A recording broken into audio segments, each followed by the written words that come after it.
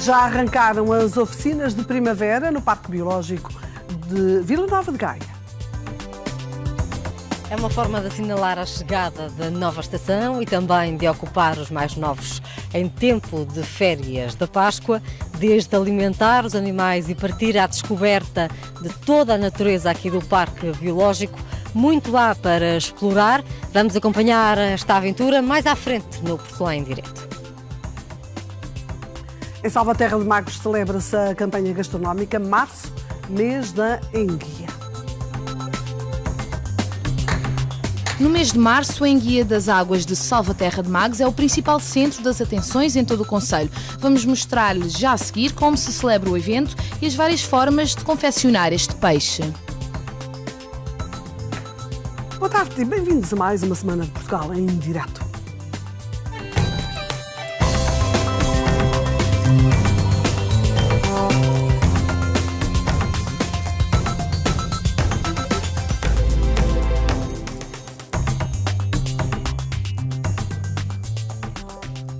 O aeroporto de Lisboa atingiu todos os limites da capacidade segundo dados de 2017. Representam mais de 26 milhões de passageiros e 200 mil movimentos de aviões. Fatores que, segundo a Unidade Técnica de Acompanhamento de Projetos, permitem desencadear a solução alternativa para a construção do novo aeroporto do Montijo. Uma decisão que o Governo deve tomar ainda este ano.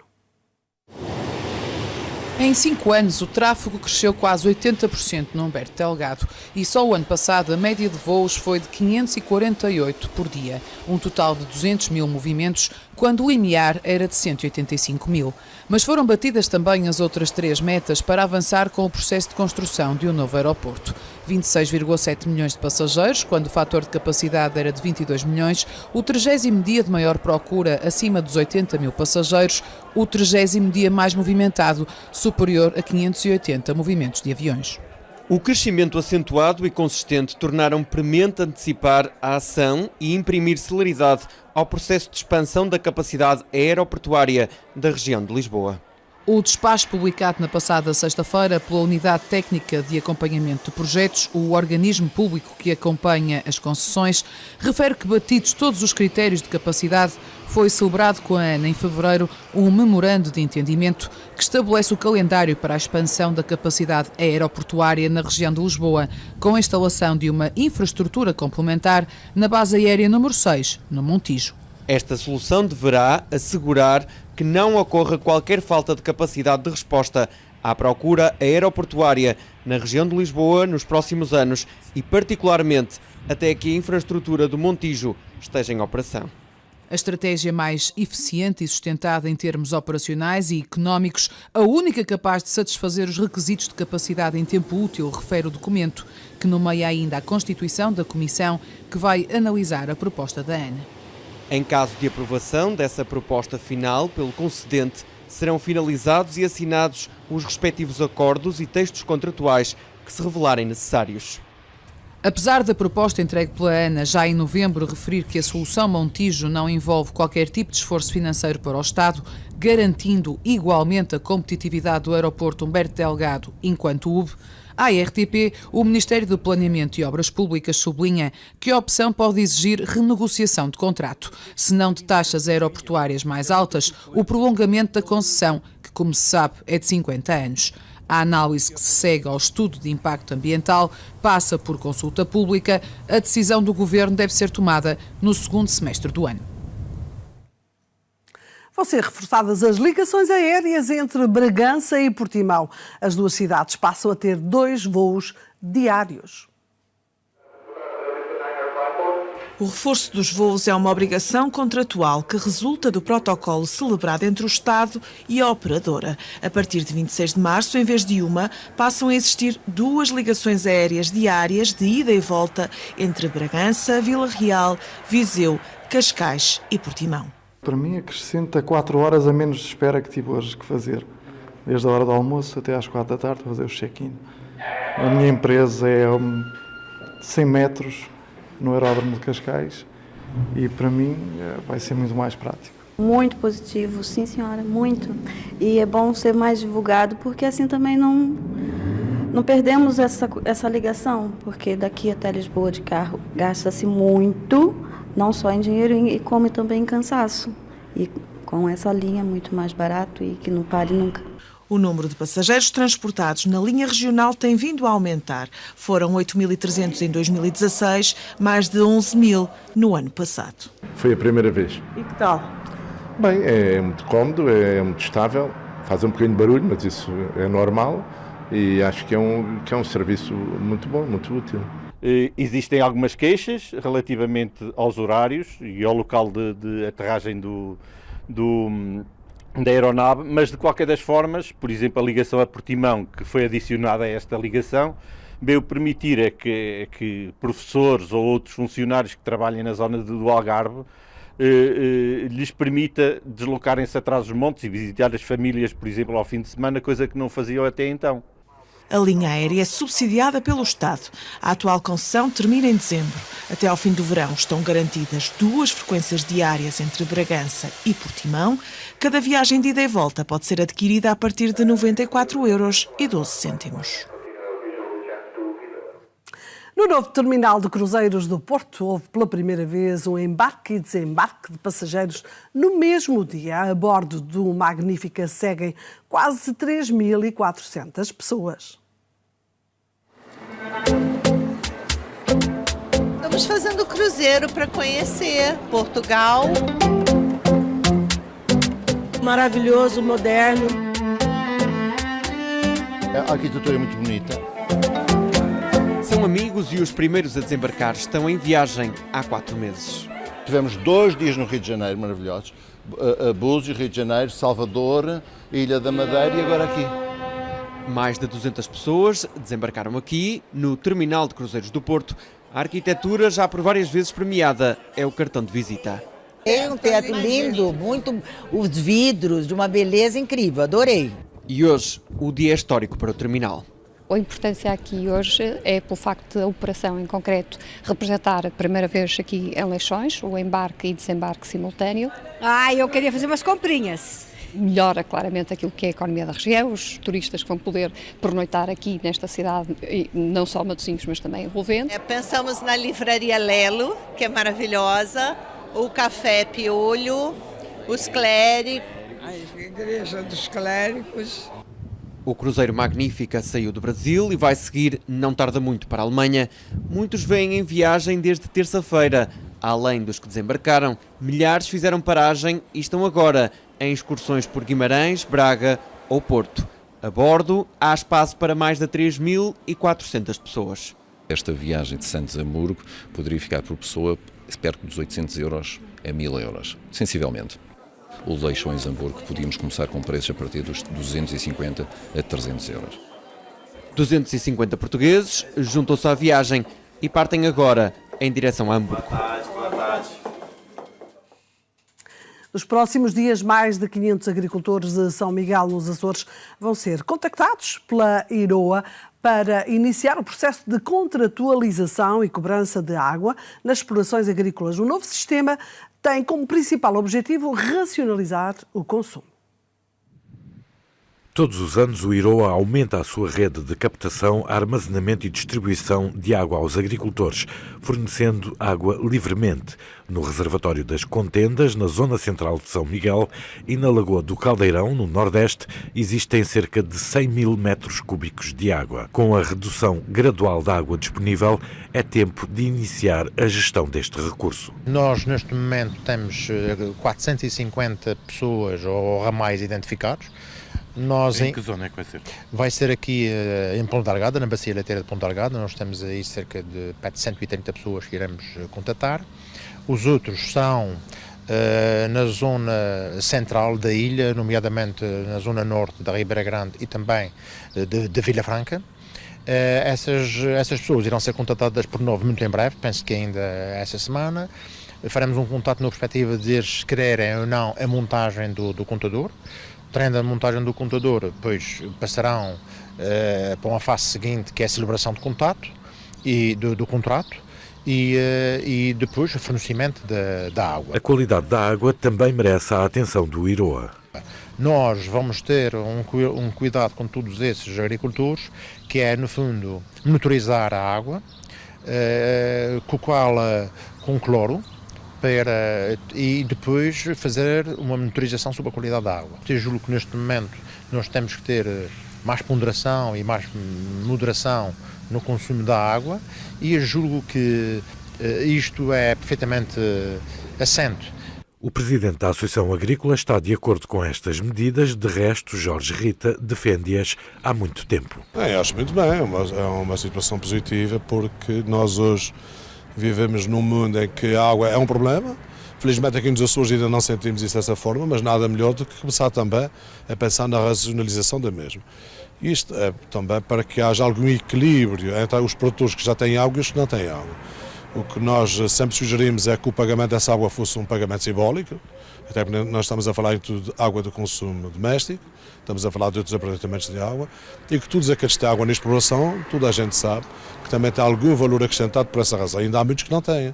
Também será uma forma de continuarmos a exigir que o Governo também garanta a qualidade da mesma e que as outras explorações também possam ter água para o futuro. O IROA pretende ter o novo sistema pronto em junho em São Miguel. O preço previsto é de 45 cêntimos por metro cúbico, representando aproximadamente 70 € mensais para uma manada de 50 vacas que consomem cerca de 100 litros de água por dia e por animal. No nosso contacto com a imprensa regional, vamos hoje até a Beja, até à Rádio Voz da Planície. Justino Engana, boa tarde. Que destaques nos traz hoje? Olá, boa tarde, Dina, boa tarde, espectadores da RTP e o Portugal em Direto.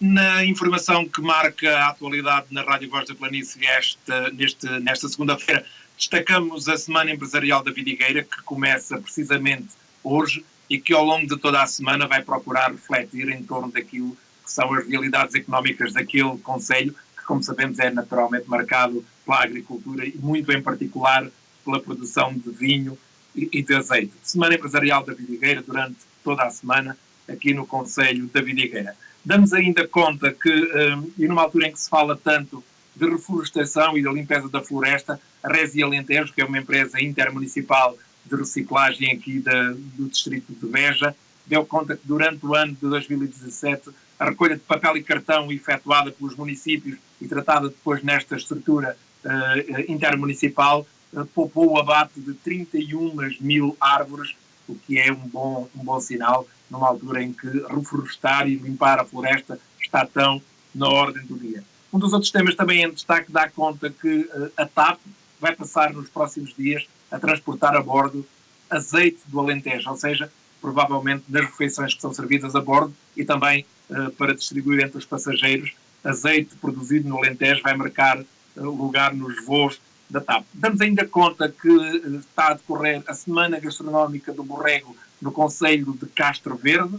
O Campo Branco é uma das especialidades, é naturalmente a produção de borrego de qualidade, e o município de Castro Verde promove esta Semana Gastronómica do Borrego com o intuito de promover este produto de excelência da região. Fazemos também hoje o balanço daquela que foi a Feira do Porco Alentejano, que decorreu durante o fim de semana no concelho de Ourique, com o autarca de Ourique a manifestar-se muito satisfeito com o balanço deste certame que decorreu no passado fim de semana. Muito obrigada. Justino Engana por esta síntese dos temas da atualidade que estão a passar na Rádio Voz do Planalto. E vamos agora, da planície, aliás, e vamos agora ao Minuto Verde, que hoje nos fala de um estudo que estima que a substituição de smartphones seria evitável em 80% dos casos.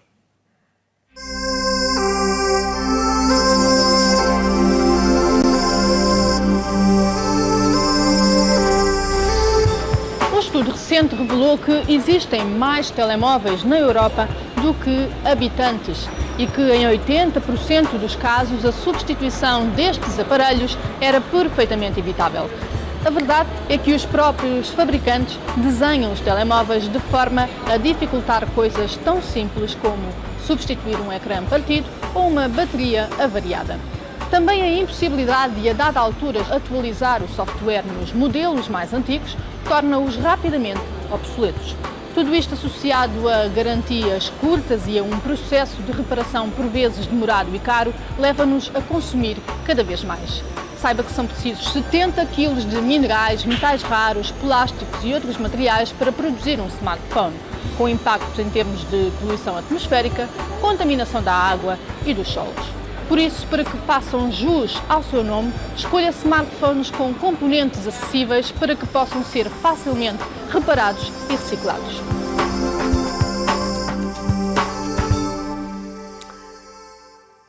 Tome nota agora da pergunta de caráter regional Portugal em Direto de hoje. Na pergunta Portugal em Direto de hoje pretendemos saber a que distrito pertence o concelho de Monção. Vila Real, Braga, Viana do Castelo ou Porto? A resposta, já sabe, vamos dá-la na terceira parte do Portugal em Direto. O contrabando para a Espanha, especialmente de café, foi para muitas gerações do século XX um modo de sobrevivência. Em Alcotim, no nordeste algarvio, a autarquia reconheceu a importância desses tempos. O segredo parece ser dar passos aos zigue-zagues, sem pressas, pelos 180 metros de rio que separam Alcotim de Sanlúcar. Eu acho que ela devia cantar todo o ano, porque as pessoas, pelo menos eu não sou daqui, mas as pessoas de Alcotim atravessarem de barco de um lado para o outro, acho que não é prático. A ponte flutuante é uma das estrelas que brilham por esta altura no nordeste algarvio. Uma vez al año unir los dos pueblos y apostar por la interculturalidad. Aquí los sanluqueños hablan mucho portugués y los portugueses también conocen el español y la verdad es que las dos comunidades siempre han vivido muy bien. Existem outras distâncias que nós queremos encurtar e esta ponte tem este simbolismo, carrega esse simbolismo também de nós encurtarmos essas distâncias e tentarmos que no futuro esta ponte, que agora é provisória, seja permanente. São povos amigos e a cumplicidade já vem do tempo em que, fugindo aos carabineiros, no lado espanhol, e à guarda fiscal, no lado português, gente corajosa atravessava o rio num contrabando da subsistência. O que é que foi comprar a Espanha? Contrabando. Tive que fugir do carabineiro. Ainda tem memória desses tempos? Tem. O meu pai foi muitos anos contrabandista e então sabia a vida deles, não é? Trazia café, levava outras coisas mais, não é? Daqui. Eram tempos difíceis, mas eram bons, eram alegres. Eu penso que esta homenagem é mais que devida porque todos os agentes, os principais atores, como os contrabandistas e os próprios guardas que guardavam os contrabandistas, eles tiveram um papel muito importante no desenvolvimento e no povoamento deste território. Você queres comprar café ou tabaco? Café? Tenho. Então vá. Já comprei um maço de tabaco. Também há recriações históricas e produtos regionais, mas é a ponte que sabe melhor. Sabe a pouco porque são apenas 3 dias. À altura de fazermos o nosso primeiro intervalo. Já sabe que a sua companhia é muito importante para nós. Até já.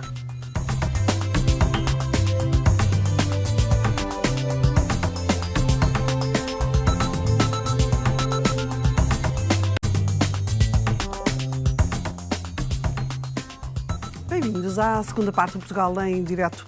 A Polícia Marítima Portuguesa ajudou as autoridades espanholas a desmantelar uma rede internacional de tráfico de amêijoa. Era apanhada de forma ilegal em Portugal e vendida do lado de lá da fronteira como sendo espanhola. Foram apreendidas 10 toneladas destes bivalves na Galiza, Cantábria, Huelva e País Basco. Foram feitas 20 buscas em armazéns e em empresas. 2 empresários foram constituídos arguidos. Para impedir crimes deste género, um grupo de investigadores da Universidade de Aveiro consegue definir o local da origem de bivalves numa curta distância geográfica. Uma pequena análise à concha e ao músculo do berbigão revela o percurso que fez. O estudo já chamou a atenção das autoridades galegas. O que vem à rede nesta altura do ano é miúdo, mas quando a maré ajuda, não faltam mariscadores na Ria de Aveiro. Mariscadores e até investigadores da Universidade. Neste momento estou a apanhar berbigão, Foi o doutoramento de Fernando Ricardo que levou o Departamento de Biologia para o terreno, não só em Aveiro, mas também em diferentes estuários do país. Uma análise à concha e ao músculo que assegura conseguem contar o percurso deste pequeno bivalve. São animais filtradores que incorporam os elementos do ambiente onde viveram. Eles podem ser capturados na Ria de Aveiro e estarem durante algumas semanas no Rio Tejo, por exemplo, e são capturados realmente no Rio Tejo, mas a sua assinatura, essas 2 semanas, é impossível de mascarar. No fundo são códigos de barras naturais, ou seja, se um organismo cresce num determinado ambiente, ele incorpora sinais desse ambiente. No caso dos bivalves, temos a vida facilitada porque eles têm uma concha e essa concha, à medida que vai crescendo, vai incorporando assinaturas químicas que existem na água, que são únicas na Ria de Aveiro, que são únicas na Ria Formosa, únicas no Tejo, e mesmo dentro da Ria de Aveiro nós conseguimos saber em que canal é que os bivalves foram apanhados. Uma investigação que já chamou a atenção dos nossos vizinhos da Galiza, onde o marisco é motor da economia regional. Houve uma confraria com a qual nós estamos em negociação que pretende utilizar estas ferramentas para diferenciar o seu produto. Eles criaram recentemente uma marca coletiva para o berbigão daquela região e estas ferramentas podem ajudar, sobretudo, a denunciar os casos de fraude em que berbigões de outras regiões sejam vendidos como sendo oriundos daquela região. Esta investigação portuguesa permite combater a fraude e até, quem sabe, ajudar a criar uma base de dados para os bivalves poderem ser produtos de origem protegida ou certificada, como acontece, por exemplo, com os vinhos ou os queijos. Um estudo sobre as causas de cancro nos Açores vai ser posto em prática durante o ano de 2018. Este estudo pretende aprofundar as causas de cancro na região e contribuir dessa forma para programas preventivos mais eficazes. Dando cumprimento ao plano e depois de um primeiro passo dado com a atualização do Registro Oncológico Regional, o Conselho Consultivo de Combate à Doença Oncológica define agora a estrutura científica para a realização do estudo sobre as causas de cancro nos Açores. Há um compromisso do Centro de Oncologia até o final do ano, termos os anos 2015 e 2016, para completarmos 20 anos de uma série estatística, o que é também inovador no país, quando a nível nacional também os dados ainda são apenas de 2012. E portanto essa é a principal base e é com base no Registro Oncológico Regional que nós iremos fazer a primeira parte do estudo. Nós já definimos um coordenador científico, o professor Vítor Rodrigues, para avançar com esse estudo. Vamos obviamente depois convidar a Universidade dos Açores, juntamente com a Universidade de Coimbra, que tem sido a parceira do Centro de Oncologia, para pôr em prática esse estudo durante o ano de 2018. Quanto à metodologia do estudo, ainda está a ser definida, mas poderá passar, adianta Rui Luís, por uma análise genética. Poderemos avançar ou não para outras vias de caracterização desta própria amostra. E, portanto, é algo que ainda está a ser estudado. Nós o que sabemos é que poderemos avançar eventualmente para a análise de questões genéticas que poderão ser fundamentais aqui nos Açores, não tanto as questões da localização geográfica, mas sim das questões genéticas, que poderemos ter aqui um fator que pode ser determinante no evoluir de algumas das doenças oncológicas. No encontro foi ainda proposto pelo Conselho Consultivo a celebração de protocolos de abordagem comum entre os 3 hospitais da região. Não só na parte do diagnóstico da doença, no seu tratamento e depois no seguimento. Ou seja, nós estamos em condições agora com os 3 hospitais de criar metodologias comuns na abordagem à doença oncológica. E, portanto, pensamos que essa será uma grande mais-valia que nós teremos muito em breve, de termos estes protocolos de abordagem feitos em conjunto com os 3 hospitais. Quanto ao tratamento, o secretário regional não adianta para quando a abertura do serviço de radioterapia na Ilha Terceira. Estamos a acompanhar com a empresa o evoluir da situação no sentido de eventualmente disponibilizarmos na Terceira os tratamentos também de radio-oncologia. O Conselho Consultivo para o Combate à Doença Oncológica nos Açores reúne de 3 em 3 meses e o estudo pretende aprofundar as causas de cancro na região no sentido de detectar eventuais características particulares, contribuindo dessa forma para programas preventivos mais eficazes. Privilegiam atividades de descoberta da natureza, de contacto com alguns animais e outras experiências ao ar livre. Trata-se das oficinas de primavera no Parque Biológico de Gaia para os mais novos e que a Cláudia Viana acompanhou, a começar por um dos mamíferos mais carismáticos que existem. Vivem em rios, lagos, canais, pântanos, charcos com vegetação abundante. Estamos a acompanhar aqui as lontras no Parque Biológico de Gaia, com um grupo destas crianças que estão também nas férias da Páscoa e nada melhor do que estar aqui em contacto com a natureza. Quem é que está aqui a ver as lontras? Quem é? Quem é que já conseguiu ver? Temos aqui um menino a fotografar. Já tinhas visto alguma lontra? Sim. Sim? Gostas? Sim. Que tipo de animal é? É um animal selvagem. Selvagem. Anda na água e na terra. E mais? O que é que te fez vir aqui até esta oficina da primavera? Gosto de vir ao Parque Biológico porque podemos ver os animais e é uma boa maneira de passar as férias. E que animais é que gostas mais de visitar aqui no parque? Gosto de visitar as lontras, as raposas e os chacarrabos, mas quase nunca vemos chacarrabos. E tu? Gosto de visitar as lontras, os burros e os cavalos. Quantas lontras já viste aqui? 2. E pareceram-te que é assim? Muito agitadas, tranquilas, como é que é? Como é que elas se comportam? Muito agitadas. Muito agitadas? Porquê? Porque se calhar estão aqui estes meninos todos a fotografar e a visitar. E está na hora delas comerem. Está na hora delas comerem. Vamos falar agora com o técnico que está a acompanhar, André Moraes. Esta visita às lontras, é importante este contacto com a natureza e é uma forma também de assinalarmos aqui a chegada da primavera, não é? Estar aqui no Parque Biológico. Exatamente. Eles adoram estar em contacto com a natureza, por isso é que eles estão aqui. E é uma forma também de eles se ocuparem durante as férias, mesmo que ficarem em casa, vêm para o Parque Biológico e entretêm-se aqui a dar alimentação a alguns animais do parque e a fazer atividades de educação ambiental. E é importante meninos que vivem na cidade poderem ter contacto com a natureza, com os animais. Sim, isso de facto é importantíssimo. Alguns deles nem sabem de onde é que vem um frango, por exemplo, não é? E acho que é importante eles reconhecerem os animais e viver com eles e contactar com eles também. São muito curiosos, fazem muitas perguntas estes meninos? São muito curiosos mesmo. Que tipo de perguntas é que fazem? A alimentação deles, por exemplo, onde habitam normalmente.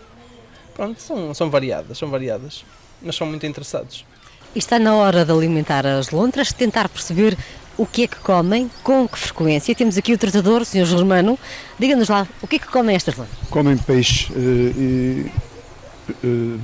peixe variado. Hoje vão comer bogas, mas comem cabalas, sardinha, todo tipo de peixe. Dizia-nos há pouco que antes de dar o peixe tem que dar uma guloseima. Qual é a guloseima e porquê? É um pinto para que é uma forma de as chamar e de as cativar. E hoje, com toda esta agitação e estas visitas, disse-nos que elas estão assim um bocadinho desconfiadas. Estão um bocadinho estressadas porque não estão habituadas a este frenesim todo e ficam mais estressadas. Mas normalmente elas vêm comer à mão com muita normalidade. E comem quantas vezes ao dia? Atualmente estão a comer uma vez. Sim, mas estamos a pensar em mudar o sistema e dar-lhe 2 vezes por dia, para elas estarem mais ativas, porque elas comem. Estão a comer uma vez e depois durante o dia dormem e as pessoas não as veem. Para haver mais interação entre elas e o público, estamos a pensar em dar-lhes 2 vezes por dia. É um animal selvagem, mas inofensivo. Sim, sem dúvida. É um animal muito brincalhão e não faz mal nenhum. É desconfiado? Muito. E neste caso reconhecem sempre o tratador? Reconhecem. Elas habituam-se às pessoas mesmo, elas conhecem-nos através da farda, porque elas fixam muito bem as pessoas. E como é que as crianças reagem às lontras? Reagem bem, as crianças adoram as lontras porque elas são muito brincalhonas e eles ficam admirados porque é uma coisa diferente, um animal diferente, um animal que não é doméstico e as crianças gostam sempre. Muitas é a primeira vez que conhecem este animal. Sim, sem dúvida. As crianças aqui das nossas redondezas, já vieram cá, pronto, já estão fartas de as ver, mas há muitas crianças que não conhecem através da televisão e muitas nem através da televisão. Não? Muito bem, e depois de conhecerem as lontras e verem de facto do que é que se alimentam, o percurso pelo parque à descoberta da natureza vai continuar, vão visitar outros animais e conhecer algumas curiosidades dos mesmos. 10 anos depois de deixar a vida de carteiro, Agostinho Pinto de Moura continua a ir à casa da população de Rezende. As cartas ficaram para trás. Agora lida com barbas e cabelo. As memórias que tem dos dias de correspondência não se apagam. O antigo mensageiro mata assim as saudades das rotas que fazia todas as semanas. Este pincelzinho, este espanador, para tirar os cabelos quando se corta o cabelo.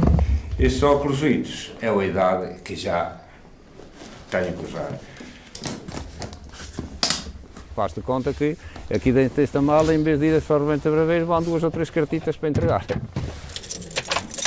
Por ruas que não saem das ideias, por calhos antigos que contam abençoadas histórias. Então, Fernanda, bom dia.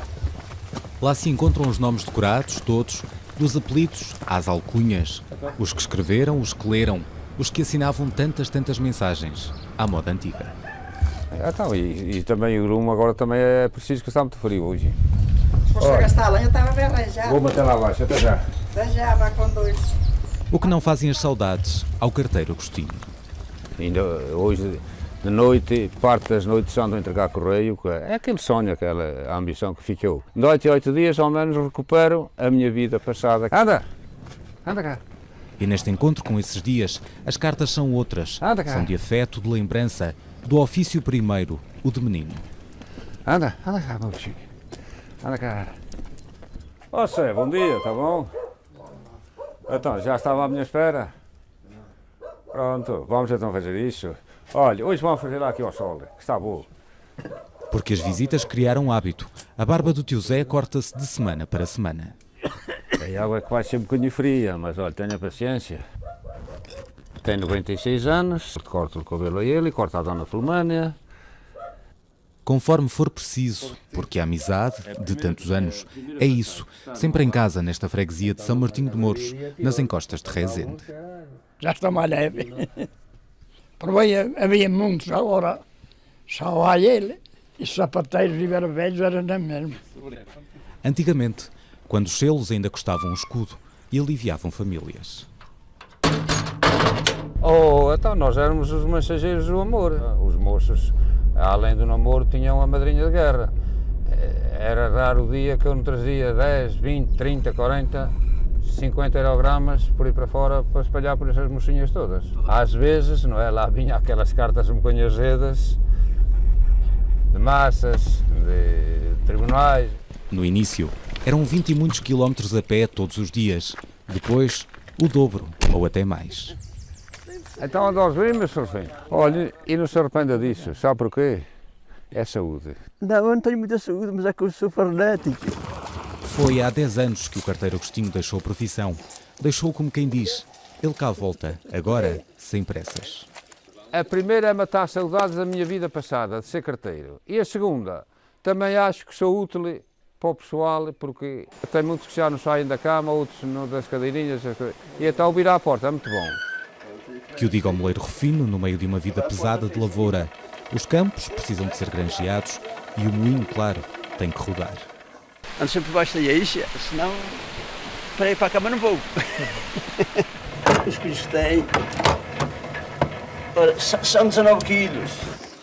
Assim, ao sol, poupa-se o tempo, até se trocam as novidades e os desabafos. Até se estiver doente, já temos aqui um... que ultimamente também estou... lá com os meus problemas. A saúde também quer uma ajudinha, e essa ajudinha não é só o remédio, é o corpo. Portanto, nós de manhã, se formos a fazer a vontade, não saímos da cama. E não foram poucos os segredos que este homem guardou nessas décadas de serviço. Carteiros, hoje não, mas primeiro todos os dias batia às portas. Não é? Hoje sabem daquele, amanhã sabem daquele, e lá estava a Segurança Social, através do ordenado mínimos, quem precisava, quem não precisava, sabe como é, pronto, há sempre uma coisa. A Judiciária precisava porque tal, precisa, onde é que vive fulano, onde é que vive cicrano, tal, e a gente informava. Porque ninguém sabe melhor um arruamento do que o carteiro.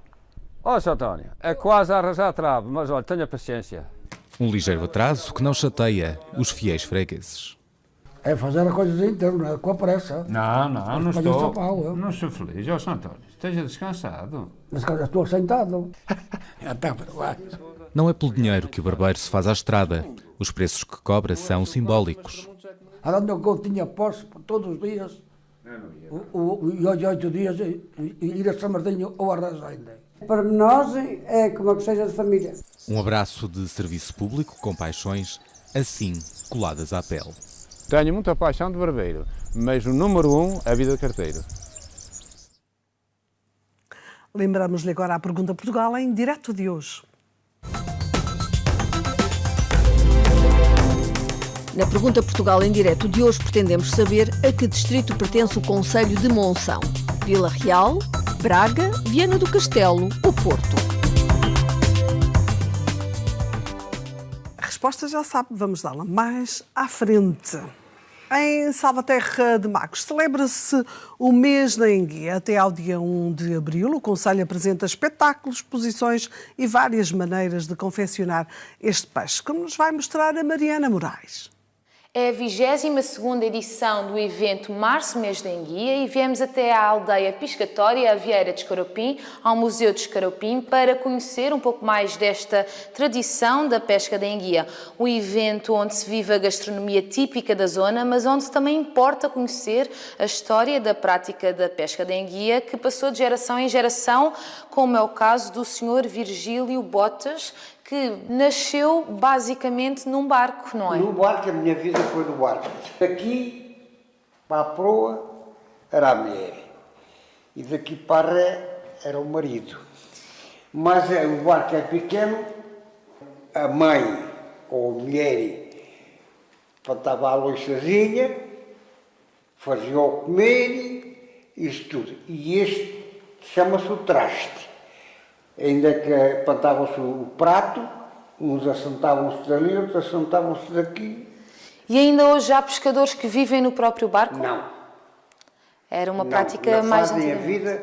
Na fase da vida que a gente fazia.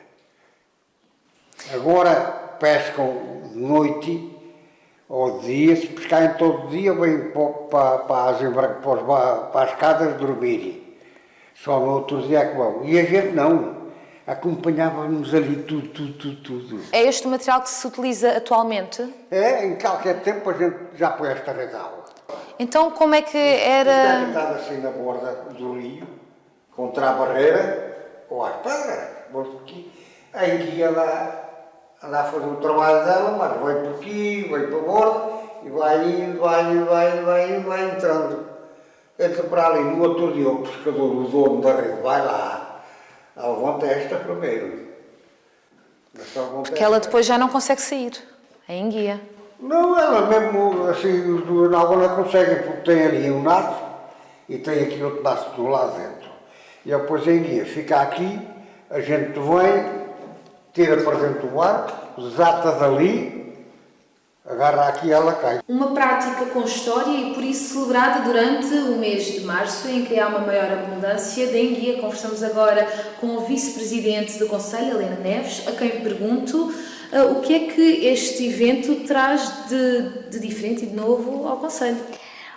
Este evento pretende trazer até ao Concelho muita gente que vem de todo o lado do país e também provavelmente de fora, porque às vezes cruzamos com pessoas que estão por cá e que não são portugueses, e é isso que se pretende, é dinamizar de alguma forma a economia local. É um evento ao redor da gastronomia, mas não só. Nós temos, nesta 22ª edição do mês de março, temos 21 restaurantes aderentes ao mês da enguia, em todo o nosso concelho, e também temos um conjunto imenso de outras atividades que vão acontecendo ao longo do mês, tentando de alguma forma que as pessoas que venham ao concelho tenham mais que fazer e conhecer o nosso concelho, conhecer tudo aquilo que nós temos de bom para lhes mostrar. Um evento que mostra uma série de atividades gastronómicas e culturais, desde exposições até à confecção do próprio prato de enguia, uma atividade que lhe vamos mostrar já a seguir neste Portugal em Direto. Até já. Conhecida como o Tibete português, é uma das 7 maravilhas do país e a primeira do género a ser reconhecida monumento de interesse nacional. A aldeia de Sistelo, no concelho de Arcos de Valdevez, destaca-se pelos inúmeros socalcos que a caracterizam e é uma testemunha do passado, onde ainda muitos fazem a vida como antigamente. A RTP mostra-lhe Sistelo neste Ano Europeu do Património Cultural.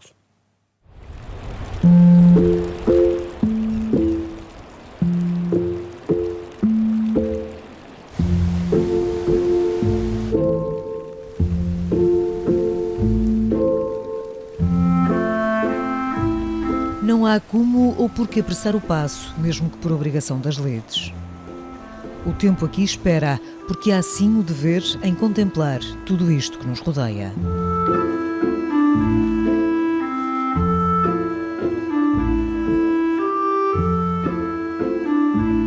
Nos vales do Rio Vez, às portas do Parque da Peneda Gerês, um anfiteatro da natureza. Sistelo é esta pequena povoação dos tempos medievais, que tantos hoje visitam e reconhecem como lugar excepcional do património português.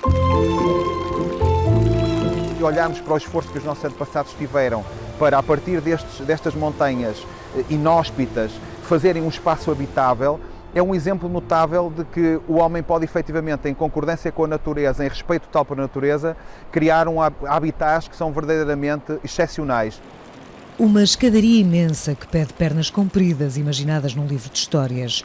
Os socalcos da aldeia de Sistelo, que muitos definem como o Tibete português, foram razão junto de quem aqui faz vida para ser este o primeiro lugar do país reconhecido monumento nacional. Além de ser um orgulho, é a sorte de viver num paraíso destes que é Sistelo. E esta questão da classificação como património permite a sustentabilidade e o combate a este despovoamento, ou seja, olha-se para as aldeias como um património nacional e com muito para dar a este país.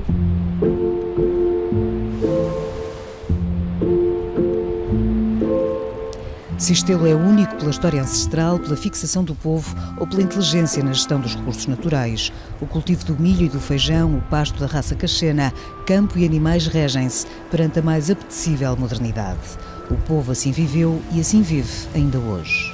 As oportunidades que agora se abrem na área do turismo ecossustentável e mesmo da própria economia, do repensar da economia da produção agrícola, ligada também com a produção animal, vai ajudar muito a criar novos horizontes de sustentabilidade.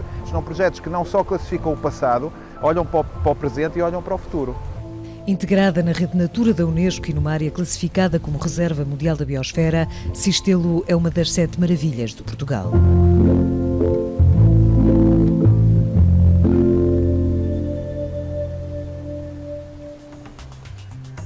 Vamos agora para o nosso segundo intervalo. Voltamos já com mais notícias da atualidade. Já sabe que a sua presença aí é importante para nós. Até já.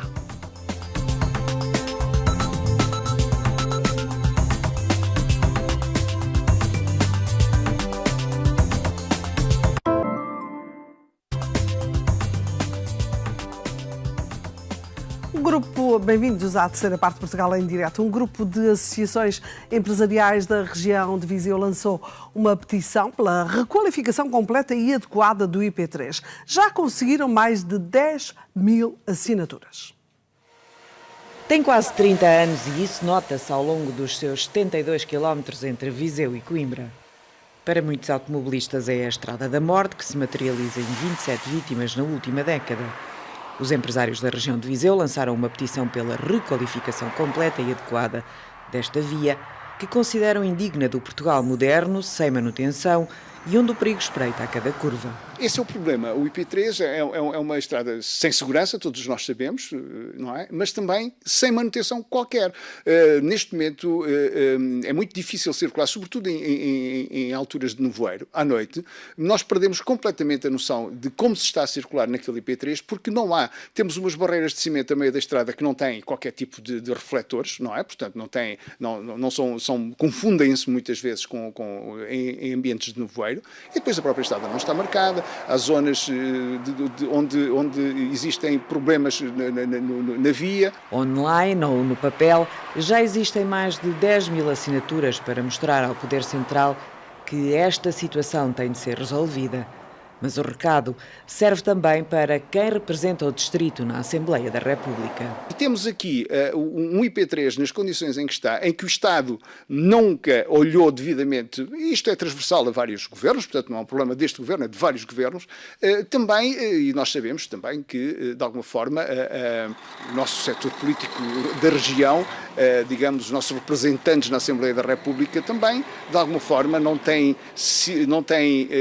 cumprido o peso necessário e tem, acho eu, aceito muita disciplina partidária que neste caso não está a servir a região e, portanto, não os transforma, ou melhor, não dignifica o seu papel enquanto políticos representantes desta região. Até 31 de março ainda é possível subscrever a petição que exige ao Governo e aos deputados a resolução de um problema que os empresários de Viseu consideram uma emergência. A Universidade do Algarve criou uma aplicação digital para facilitar o ensino da matemática. Com esta plataforma, os alunos podem consultar as instruções do professor através de um clique no telemóvel. Aprender matemática pode ser mais fácil quando a sala de aula está à distância de um clique. A ideia levou um grupo de trabalho da Universidade do Algarve a criar esta aplicação móvel para estudantes. Com ela, os alunos podem resolver exercícios complexos e confirmar de imediato se as contas batem certo. A Leonor explica. Clico na câmara para tirar a fotografia, aponto para o exercício, vejo se está bem tirada a fotografia, clico no certo e agora aparece a resolução aqui ao lado do exercício e podemos comparar uma com a outra para saber se tudo correu bem. Exato, correto.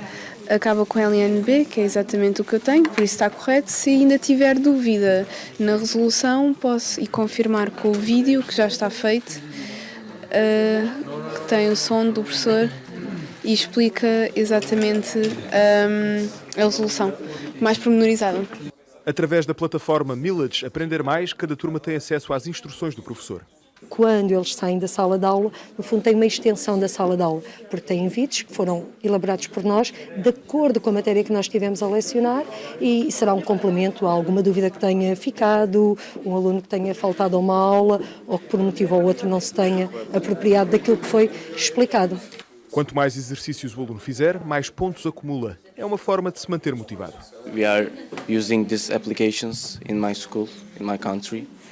A few schools more using these applications, and they think it's useful.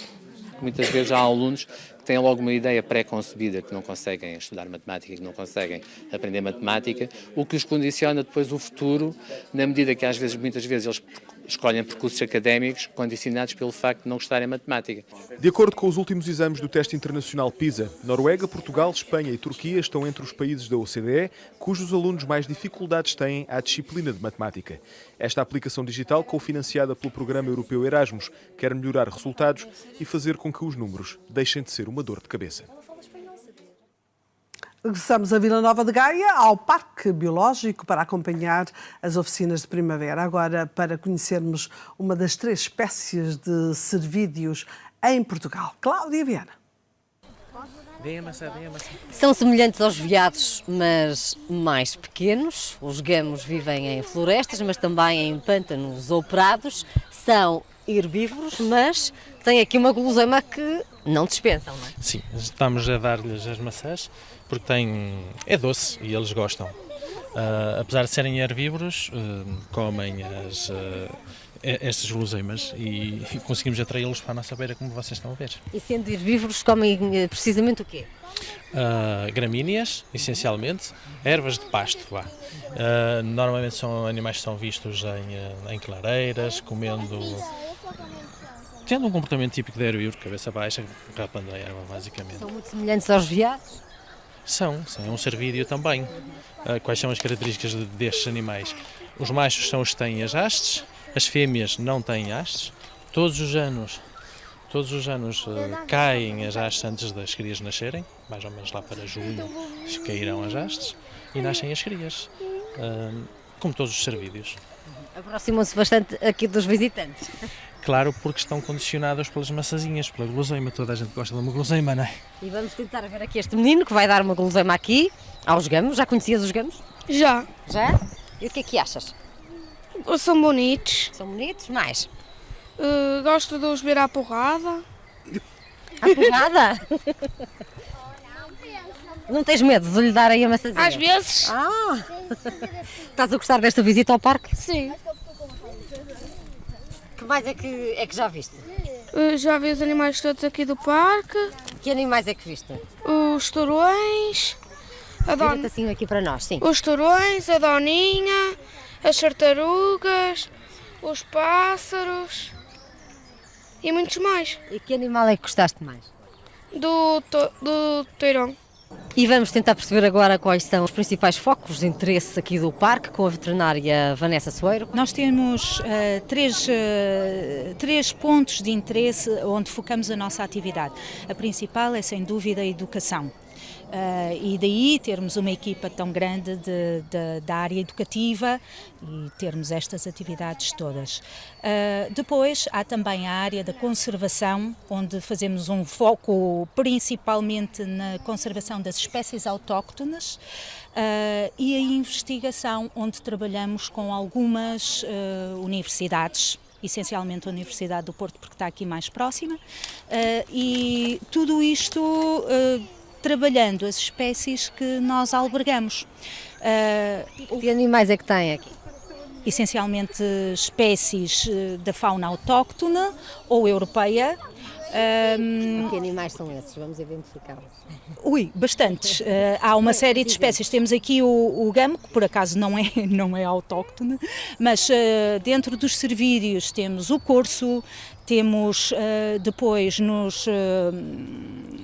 os bovinos, temos os bisontes, as cabras bravas, temos depois algumas raças autóctones de animais que estão na quinta, que essas sim funcionam mais com as crianças e com a parte educativa.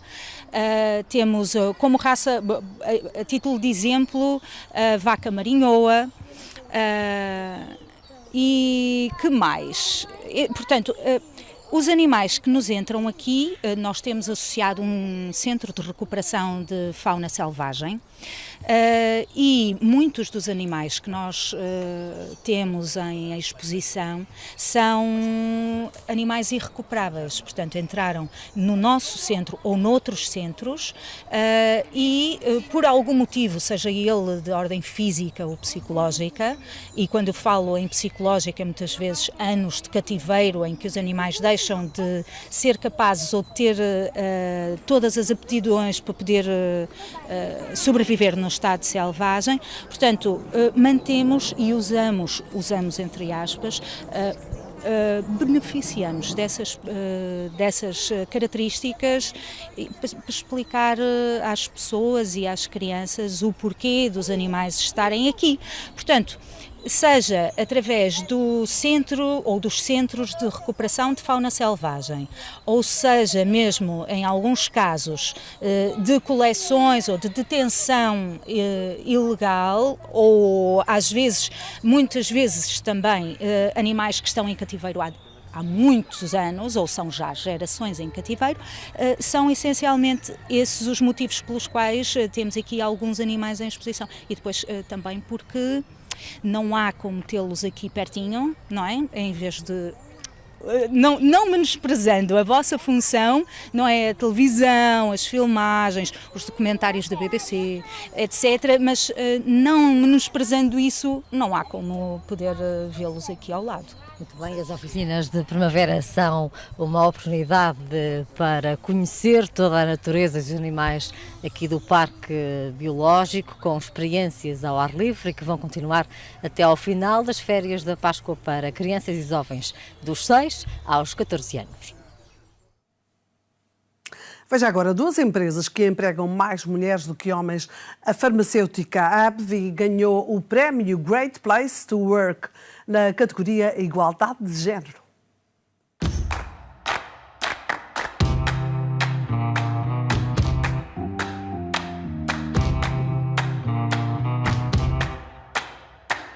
Este é um escritório feito a pensar nas pessoas. Olá! Temos o serviço da manicure e da pedicure, Temos também o serviço de massagens, portanto são tudo coisas que, se nós tivéssemos que fazer lá fora, acabávamos por despender do nosso tempo pessoal. E assim, numa hora de almoço, num intervalo de 15 ou 20 minutos, conseguimos fazer o que precisamos de fazer. 65% da força de trabalho da Cisco Portugal são mulheres. E quem lidera a empresa dá passos firmes de saltos altos. Olá, bom dia. Sofia Tenreiro é diretora-geral da Tecnológica há 3 anos. Para a Cisco somos todos iguais, não há diferenças. E quanto mais diferentes, mais iguais. As diferenças começam e acabam nas línguas que se ouvem pelo escritório. Há 36 nacionalidades diferentes. Ana Maria Romã é só um exemplo. Venho da Roménia, levo 6 anos em Portugal, 4 anos na Cisco já. Há sempre muitas cadeiras vazias no escritório. Ao dar-nos flexibilidade a nível dos horários de trabalho e deste modo conseguirmos estar presentes numa reunião na escola dos nossos filhos, por exemplo, permite-nos ser mais produtivos e mais felizes na nossa vida em geral. A Cisco foi finalista ao prémio Great Place to Work na categoria Igualdade de Género, mas a distinção foi ganha pela farmacêutica AbbVie, com muitas mulheres no poder. É assim uma reunião de direção. 2 homens rodeados de mulheres. Temos dado sempre a tarde da Quinta-feira Santa. A AbbVie tem 120 trabalhadores. Mais de metade dos cargos de chefia são ocupados por mulheres. Sou responsável da área regulamentar e assumo a direção técnica da empresa. Diretora financeira. I'm honored and proud to work for a company which recognizes merit and doesn't make any difference in terms of gender. Miguel Paes Ramos trabalha rodeado de mulheres. São muito dominantes, temos muitos seres alfas. Isto é uma empresa de pessoas talentosas e as mulheres fazem parte desse grupo. 71% dos trabalhadores são mulheres. A maioria tem outra profissão a tempo inteiro: ser mãe. Tenho 3 filhos, um de 10, um de 6 e um de 1 ano. Tenho um filho com 10 e outro com 6. Dá a possibilidade dos colaboradores terem uma flexibilidade na gestão do seu horário. Ninguém tem de pedir autorização para poder sair. Março é o mês da mulher, mas nestas empresas é o ano todo. O trabalho artístico de 20 das mais importantes artísticas do último século em Portugal está em exposição no Centro de Arte e Cultura da Fundação Eugênio de Andrade. São 20 mulheres artistas, todas com uma ligação a Évora e ao Alentejo. We are here. Estamos aqui. São 20 mulheres, 20 das mais importantes artistas portuguesas do último século. Abrem o ciclo Periferias do Centro de Arte e Cultura da Fundação Eugênio de Almeida. Uma das mais periféricas das zonas da arte é justamente o trabalho das mulheres. Mulheres, artistas, com nome firmado nas artes portuguesas, ainda hoje marginalizadas. Porque a crítica não lhes dá tanto relevo como dá aos seus pares masculinos, os próprios espaços expositivos não as convidam com tanta frequência, as obras são menos estudadas pelos historiadores, portanto há um conjunto de circunstâncias. É provável que elas próprias também, em alguns casos, se retraiam um pouco e acabem por contribuir sem querer para esse tipo de silêncio. A exposição foi concebida com este tema, mas ela não é uma exposição de ilustração temática do tema. Portanto, cada artista traz um pouco do seu posicionamento em relação à arte e à cultura e à produção artística. Temos pintura, temos performance, ou fotoperformance, perdão, temos desenho, temos instalação, temos bioarte. Portanto, procurei que tivéssemos um registro bastante significativo, como se fosse pensável como uma amostragem de práticas contemporâneas na tal relação direta com o território. Um território, Évora e o Alentejo, são neste caso um traço comum às 2 dezenas de artistas. Esse grau pode ser o do nascimento, mas o nascimento é um elemento falso, quer dizer, é um elemento frágil. Temos evidentemente artistas que nascem aqui, mas cujo trabalho depois decorre muito fora daqui, muito sem relação com a cidade, é o caso da Alice Feirinhas, por exemplo, e temos outros artistas que são artistas da cidade, no sentido mais pleno do termo, nascidas, vividas e algum tanto instaladas em termos de carreira, continuamente aqui. No centro de Évora, esta exposição é também uma homenagem à Estrela Faria, figura maior da pintura do século XX, maltratada pela cidade que a viu nascer. Aqui há trabalho inédito da pintora iborense. E talvez ele contribua justamente para levar a que se retire do esquecimento em que foi caindo o trabalho da Estrela Faria. Grande, como disse, merecedora de muito mais atenção e de muito mais carinho por nós, pela cidade, pela história da arte, pela vida cultural portuguesa, sim. Clara Meneres, Alice Geirinhas, Coca Forais David, Noémia Cruz, Leonor Serpa Branco. São algumas das mulheres que, através do trabalho artístico, marcam presença e dizem "We are here", estamos aqui, até 1 de julho, na Fundação Eugênio de Almeida, em Évora. Regressamos agora à Salvaterra de Magos, onde se celebra o mês da Enguia em várias atividades. Mariana Moraes. De volta à Salvaterra de Magos, onde se celebra o mês da Enguia, mostramos-lhe as várias formas de confeccionar o prato, aqui com João Figueiredo, que participa neste evento há precisamente 21 anos, não é? 21 anos, exatamente. Como é que surgiu o interesse? A autarquia em si deu-nos essa possibilidade a nível de restauração, concorrermos todos em conjunto, não havendo em cada restaurante haver o seu espaço. Cada restaurante faz as suas enguias conforme o que desejais e nós conseguimos compor a enguia à lagareira, que é com batata à morro e grelos da nossa terra. E que mais pratos são confeccionados? Os pratos que nós confeccionamos também, além desse à lagareira, é o ensopado de enguias. E há alguma técnica específica para que o prato saia com determinado sabor? Essencialmente é preciso adquiri-lo com qualidade. A qualidade é fundamental para que o prato no final saia muito bom. A enguia deve ser um pouco mais grossa do que aquela para fritar e ter os condimentos todos com muita qualidade. Essencialmente é fundamental. É tudo muito a base dela é toda natural. Tem o vinho, tem os coentros, tem o tomate, tem tudo para que depois fique em qualidade. E em quanto tempo é que temos um ensopado de enguia? 20 minutos, um quarto de hora, 20 minutos. Elas são feitas sempre na altura, principalmente aos fins de semana.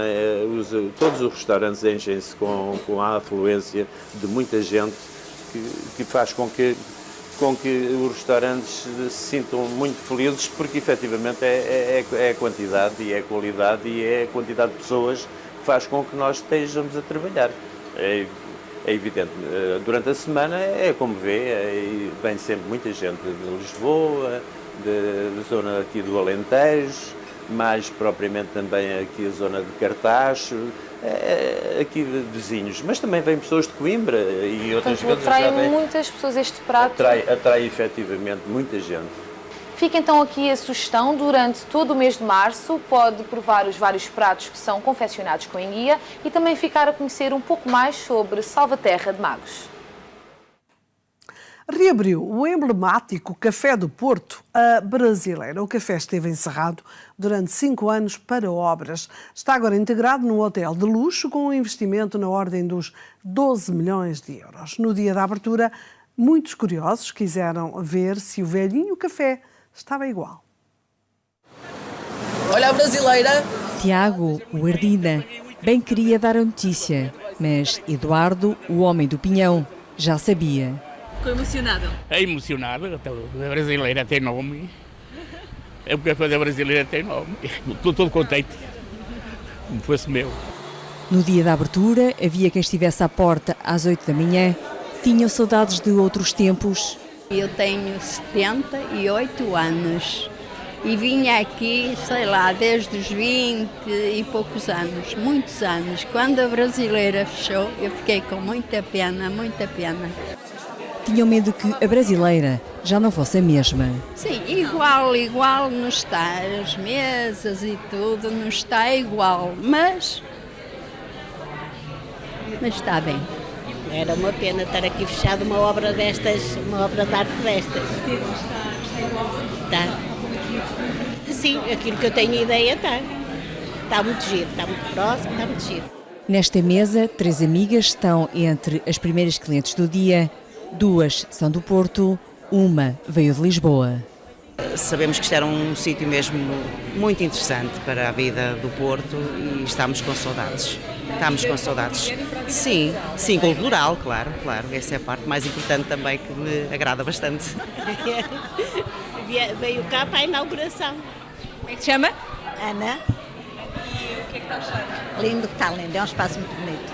O café, com 115 anos de história, volta a estar aberto à cidade. Está agora inserido numa unidade hoteleira de luxo com 90 quartos. Um investimento de 12 milhões de euros, marcado pela história do café e das especiarias. Fez parte do projeto, não é? Do conceito, obviamente expandir o conceito do café, porque é a origem do edifício, é a origem do negócio da Brasileira. A par do café, o proprietário sentiu também aqui a necessidade de adicionar a temática das especiarias que os portugueses comercializavam durante a expansão marítima nos séculos XV e XVI. António Oliveira é o promotor e único investidor do projeto que tem gestão do Grupo Pestana. Frequentava muito a Brasileira, eu e um amigo meu, um grande amigo meu, da Régua, aliás brincávamos muito com isso. Oi Lídio, vamos passear os livros para a Baixa, e a Baixa era brasileira. Em 2015, o edifício, que na altura já estava em obras, foi assaltado. Os ladrões destruíram peças fundamentais da decoração. Restaram os candeeiros do café, fizeram-se réplicas das outras peças. Portanto, manter a traça era fundamental para nós e para mim particularmente. E, portanto, deu algum trabalho, evidentemente que dá, mas o que é que não dá trabalho hoje? As obras foram feitas em tempo recorde. Nós tínhamos apontado mais ou menos para um período de 24 meses e creio que conseguimos em 18. One of the most iconic buildings and cafés of the city. Tiago, o Ardida por um dia, continua a espalhar a notícia. Mas quem vai levar a boa nova até ao Pinhão é Eduardo, que hoje já gastou mais do que a conta por um café. Paguei 1,30, gosto de 3 cafés. Eu gosto de 3 cafés, mas está bem. O prazer de estar aqui no dia da inauguração disto é muito importante para mim. Eu tenho 84 anos. Vai levar essa notícia para o Pinhão? Eu vou. Agora vou-me embora para a carreira. Pronto, então, obrigadinho. Vamos conferir agora a resposta a Portugal em direto de hoje. Na pergunta Portugal em direto de hoje pretendíamos saber a que distrito pertence o concelho de Monção. E a resposta correta é Viana do Castelo. Monção faz parte do distrito de Viana do Castelo e tem uma área de 211 km². Nas 24 freguesias vivem cerca de 18.300 pessoas, das quais 29% têm mais de 65 anos. O concelho é rico em património histórico, natural e edificado. Exemplos a visitar são a Fortaleza de Monção, o Palácio da Brejoeira do século XIX, o núcleo museológico Torre de Lapela, de estilo gótico, e o Mosteiro de Marufo, de estilo românico. O vinho Alvarinho é uma das imagens de marca do concelho e há mesmo um museu que lhe é dedicado. A nível da gastronomia, o destaque vai para o arroz de lampreia do Rio Minho, o cordeiro assado à moda de Monção e as delícias conventuais das barriguinhas de Freira. Agora o tempo com o José Eduardo Duarte. Boa tarde. Esta próxima terça-feira vamos continuar a ter um anticiclone a condicionar o estado do tempo. No continente vai ser um dia que apresenta céu pouco nublado, mas temporariamente muita nebulosidade nas regiões do norte e centro, quer no início, quer no final do dia. Vamos então ver os quadros de previsão. Vai ser um dia que também com subida da temperatura, em especial da temperatura máxima. Podemos ver que a mínima é de 4 graus em Bragança e Vila Real, mas depois as temperaturas máximas sobem até aos 16 graus em Vila Real, 18 graus para Bragança. No litoral não é tão alta devido à nebulosidade que vai persistir durante mais tempo no litoral. 15 graus de máxima em Viana do Castelo, 17 para o Porto, 18 para Aveiro. Vai ser um dia que começa com céu geralmente muito nublado aqui na região norte, com neblinas ou nevoeiros. Depois, para o final do dia, volta a aumentar a nebulosidade, mas durante boa parte do dia vamos ter céu com pouca nebulosidade. O vento a soprar fraco do quadrante oeste, ondulação na costa ocidental de noroeste, com 1,5 m a 2 metros de altura. Para a região centro também um dia que vai começar temporariamente com muita nebulosidade, neblinas ou nevoeiros, mas depois o céu a tornar-se pouco nublado. Para o final do dia poderá voltar a haver um aumento de nebulosidade. As temperaturas máximas de 14 graus para a Guarda, 22 graus para Castelo Branco, mais para o litoral, 17 graus para Coimbra, 18 graus para Leiria, 19 graus para Lisboa e já 20 graus para Santarém. Um dia que também terá vento do quadrante norte em geral fraco. Para a região centro, para a região sul, um dia de céu geralmente limpo, temperaturas aqui também a subirem, sobretudo as máximas, com 20 graus de máxima para Setúbal, 22 graus para Évora, Beja e Faro. Na costa sul vamos ter ondulação de sudoeste inferior a 1 metro. Para o arquipélago da Madeira, um dia com céu geralmente muito nublado, algumas abertas nas encostas sul da Ilha da Madeira, vento nordeste moderado a forte, com rajadas que podem ir até aos 80 km/h nas zonas mais altas, temperatura máxima de 19 graus para o Funchal. Quanto à ondulação, ondulação de nordeste com 2 a 3 metros de altura, na costa sul, ondulação de sueste com 1 metro a 1,5 metro de altura. Para os Açores, um dia em que vamos ter o céu a começar encoberto no grupo oriental, com períodos de chuva, passando depois a aguaceiros e com períodos de céu muito nublado, o vento a rodar para nordeste fraco a moderado. Para o grupo central vamos ter períodos de céu muito nublado, a ocorrência de alguns aguaceiros e vento a tornar-se de nordeste moderado. Para o grupo oriental vamos ter um dia com períodos de céu muito nublado e vento fraco. Quanto à temperatura máxima, 19 graus e ondulação de noroeste com 2 a 3 metros de altura no grupo ocidental, oeste com 2 metros para o grupo central e oeste também com 1 a 2 metros para o grupo oriental. É esta a previsão. Tenha uma ótima terça-feira. Foi Portugal em Direto. Fique bem até amanhã, se Deus quiser.